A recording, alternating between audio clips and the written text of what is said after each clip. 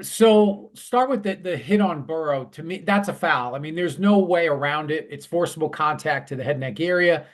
I don't think there's no debate there. There is subjectivity to it. It's judgment. Thought the referee was in good position, and I guess just didn't think it was enough. But when you have that passing posture, that's forcible contact. I didn't think it was incidental. I didn't think it was kind of a glancing shot. I thought it was direct and forcible. So I thought that should have been called. And then you look at the potential defensive holding. Certainly a hold. I think from a mechanics standpoint, the back judge who's in the middle of the field in that situation, standing on the end line, he's responsible for that receiver.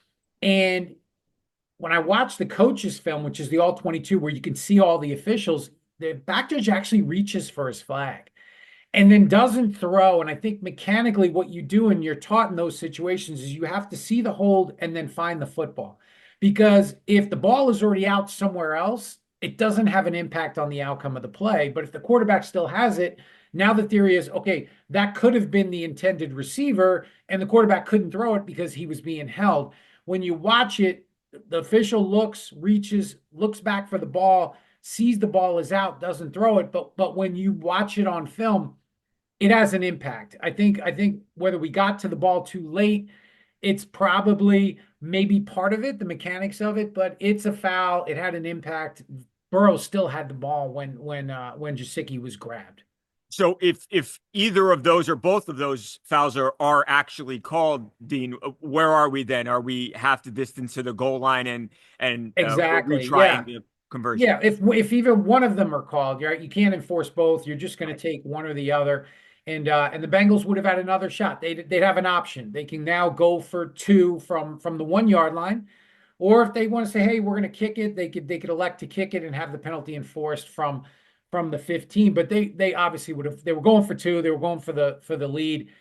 They would have taken that option. So it's just unfortunate when you have a game that was so good and then it's one play that everybody talks about. And that's kind of the tough part about officiating. You could have 150 plays in a row right, and it's just that one play that ultimately people are gonna focus on. Like we said at the top, you obviously you once oversaw the entire officiating crew. What's happening today? And I know this is the motions that you all go through after every game, and there's analysis. But when there's an egregious missed call and everyone's talking about the missed call, what's happening today in the NFL offices in New York City? And what's Exactly. the Yeah. yeah. Great question. I think the normal evaluation process still goes on. That's going to happen. I think when you have something like this, I remember when I was there, this would raise to the level of, do we have to put out a statement? Do we have to address this? And I always felt that, look, there were times you don't want to do it. You can't after every game say, "Hey, we blew this one, we blew this one, we blew this one." But when it does raise to a level and we've evaluated it and said, "Yeah, we made a mistake," I think sometimes you got to come out and say and own it and say, "Hey, we messed this up."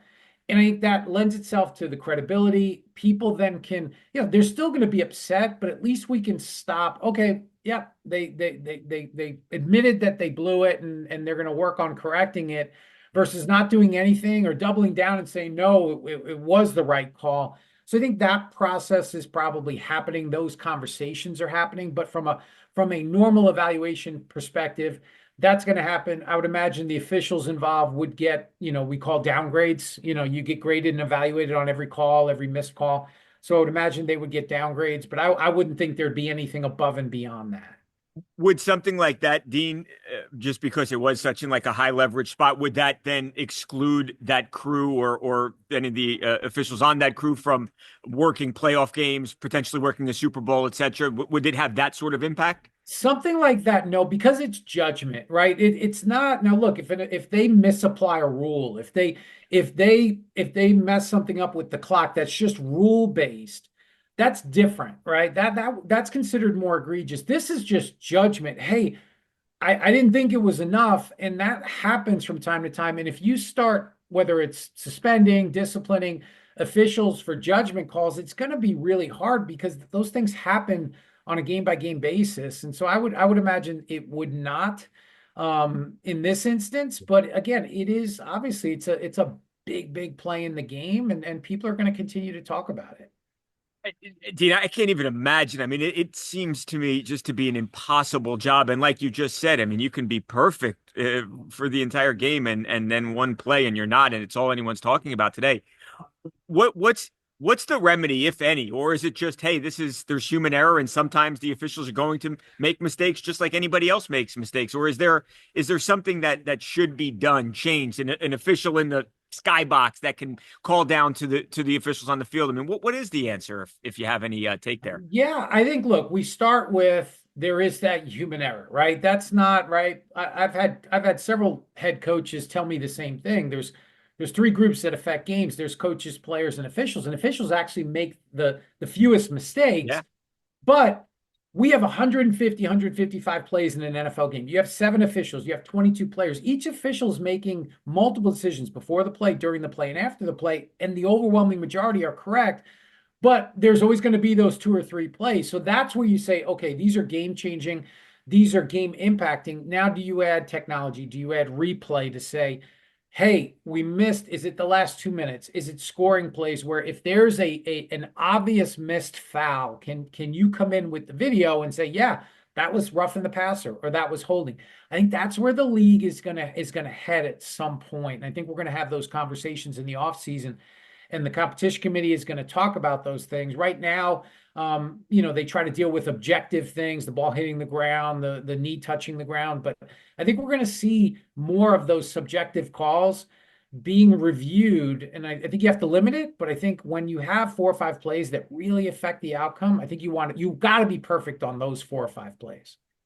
How would the officials feel about it, Dean? Would they welcome the help? I mean, I remember sort of like the I don't know, the progression of watching, and there was no HD back in the day, but now Yeah. you've got so many different camera views, and it always feels like you have more information at home than the officials obviously do on the field. Would they welcome a little bit of help?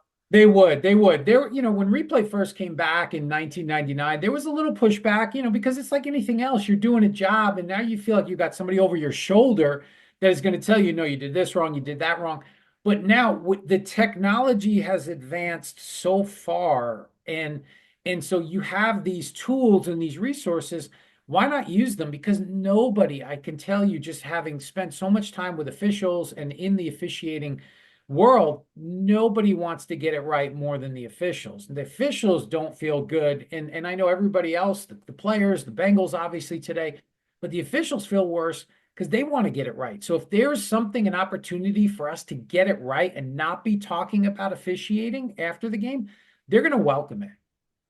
Yeah, I was going to ask that, Dean. I mean, I imagine that the officials who were part of the crew last night, that they've got just feel sick today. Obviously, now knowing that they probably did miss these 2 fouls. I mean, they've got to feel sick, I would imagine. No question. And every crew, every official will tell you they know when they leave the field. They don't need anybody to tell them whether they worked a good game or they didn't. They know right away. And that's just part of then they'll go through a self-evaluation process. They're already, as soon as the game was over, they're looking at that film and they're evaluating their own performance. And again, it's just about you got to get those plays right. Obviously, you're not going to get them all right, but those, 2-point try at the end of the game, we got to be perfect on that one. And how can we be going forward? And I think that's part of the discussion today. Uh, Last one, Dean, and I know this is a discussion in every sport. When few seconds left on the clock, are things officiated differently? I know letter of the law, things are not. But in practice, though, are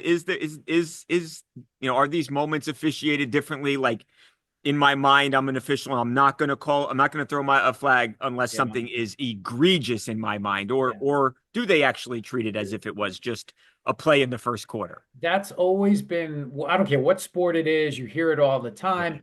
And look, the directive doesn't change. If it's a foul in the first quarter, it's got to be a foul in the fourth quarter. And we have to have a consistent standard.